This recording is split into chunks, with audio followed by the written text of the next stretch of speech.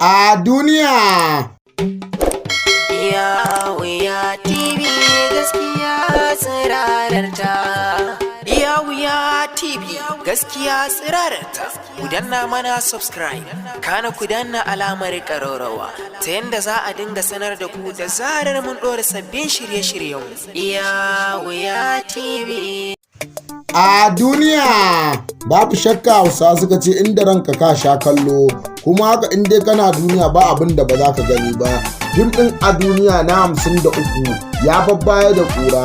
Kaɗan daga cikin fim ɗin a duniya na 54 kowa ya sani inda Abale ya zo ya kawo wa Kanabara doguwar harƙalla, wacce harƙalla za ta iya kaiwa a samu miliyan 100. Kanabara ya yadda ya amince da Abale an zuba harƙallan nan kuɗi, sai dai an yanka ta tashi wai an yi wa mai dare ɗaya sata. Ashe wannan shigo babu zurfi ne. Wannan karan fa Kanabara ya shiga tsaka mai wuya, domin Kanabara ya shiga halin da zai wuya iya ficewa. Kuma ta bangaren matan malam, ko in ce ta bangaren malam, ashe yaron malam kowa ya san shi ya ɗauki wannan kuɗin. Yanzu dai in takaice muku takaicewa, yaron malam abin da baya so, malam zancen ya je gun malam an gaya malam shi ya saci kuɗin. Inda ya ringa caja mutane daban-daban, yana caje su yana ɗauka, ashe shi ya ɗauke wayar. Abin da zai baka mamaki, abin da zai baka al'ajabi guda ɗaya ne, yaron malam ya fi kowa iya buga lissafi, amma a ranar shi ma an buga mai lissafi. Saboda wannan dalar kowa ya san inda suka je suka sato to wannan yaran, amma shi ya ce wannan kuɗin ba guda ɗaya bane ba. Yaron malam ya ce to kawai inda ya ga ya ɗauke wayar ya fito da ita a nan kuɗin ya waɗi. Yaron malam ya wa yaron nan wonin kyakkyawa, ya ce inda ya ji malam ya ji wannan zancen to ya rantse da sarkin da ya halicci annabi Muhammad sallallahu alaihi wasallam, dole sai ya ga bayansa ya fiɗiye shi, bakinsa zai koma ƙiya. Hakan ne yasa yaron yake kaffa ashe kafin lokacin yaron malam yana mai wani akwai wani mai sirrifsa ɗaf ya laɓe yana ji turƙa shi ya aka hayo a ragaya. Ta ɓangare guda kuma ɗan hukumar 'yan sanda sun kama wanda yake ba da jabin kuɗi a ta sauri. Dan damfara ne shi guda ɗaya tilo, ya zo yana ba da jabin kuɗi, amma hakan ya sa ya ba wa kwamishinan 'yan sanda ya zo ya kama shi. Yanzu dan ya mai yunkuri, ya mai wayo a madadin mai tiraka, ko kuma yace gidan mai dalilin aure. Hakan ne yasa ya sa shi a dai sau sai kai shi hukumar 'yan sanda sun mai lugudan dukan koshi, bugun bugun walƙiya. Hakan ne yasa ya ce Kanabara shi yake ba su sababbin kuɗi, amma jabu ake canjarwa. Duk inda aka je aka fasa sai ka ji Kanabaro, la haula fi sha'atillahi. Fim ɗin a duniya yana faɗakarwa, ilmantarwa, nishaɗantarwa, duba da yadda yake ɗebo al'amuran rayuwa ne matsayin yanzu yake kawowa. Fim ɗin a duniya sak abin da yake faruwa a yanzu shi yake faruwa a cikin fim ɗin a duniya. Duk abin da yake faruwa a cikin fim ɗin a duniya yana yi.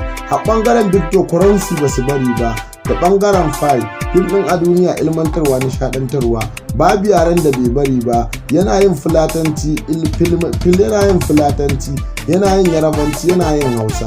Fim ɗin a duniya an yi a Kano, an tafi Katsina, an je Jigawa, an je Gombe. Fim ɗin a duniya har Legas an je an shirya wannan gagarumin shahararren fim mai suna a duniya. Babu shakka Tijjani Abdullahi Asasi yana yin kokari ganin yadda yake shirya wannan shahararren fitaccen fim ɗin a duniya. Sai dai abin da mutane ba su gane ba, Fati Zinariya Hausa TV tasha ce ɗaya tilo da ita kaɗai ake shirya wannan fim ɗin a duniya. Duk inda za ku gani ba ana shirya fim ɗin a duniya to gogi ne matukar ba Zinariya Hausa TV ba ne, gidan nishaɗi.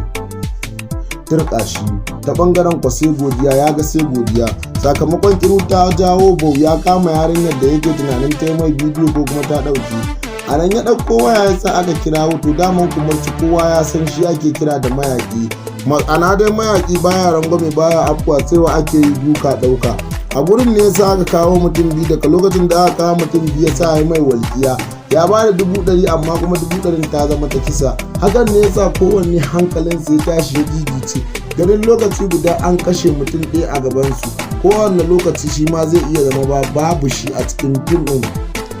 Hakan ne suka ringa dogon salati, suna sallallami, suna zikiri, suna ganin wannan abun ai rainin wayo ne, rainin wayon ma ba ƙarami ba.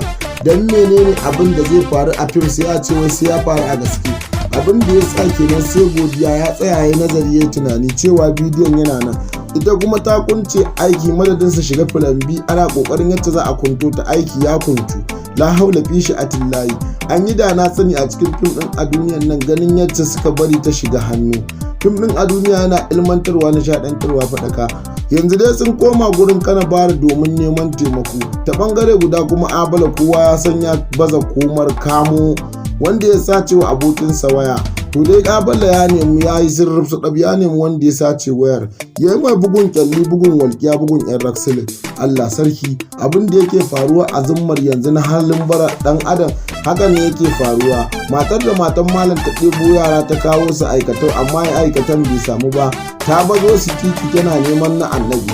Kuma manzon Allah sallallahu alaihi wasallam ya ce ba miskini bane wanda yake yawo gurin mutane yana tambayar loma ɗaya ko loma biyu, ko dabino ɗaya ko dabino biyu. An ce cikakken miskini shine wanda bai samu wadatuwa ba, kuma ba zai iya zuwa gurin ka ya taimaka mai balantana ka sani kai sadaka a gare shi. Amma ita wannan matar ta mai da bara sana'arta, ta mai da bara abin yinta. Hakan ne yasa duk 'ya'yan da ta to da su daga birni za ta kai su wai a neman musu kuɗin sadaki, kuɗin aure da aka daka musu cikin shege. Abala dai ya ga ta kansa, ya siyo katibar goge ta banza, domin rigima yanzu ta fara ballewa tsakanin Abala da Kanabari. Idan wannan ne farkon zuwan karka manta dan uwa yi daure kai subscribing sannan ka danna alama ta kararrawa. Hakan ne zai bamu kwarin gwiwar bincike muku sirrukan da yake cikin masana'antar Kannywood da ma duniya baki daya. Wannan fim din na a duniya mutane da dama suna ganin ya fi musu fina-finai da dama masu dogon zango. Dan uwa wannan fim ne a cikin fina-finai masu dogon zango ra'ayinka. Mun gode.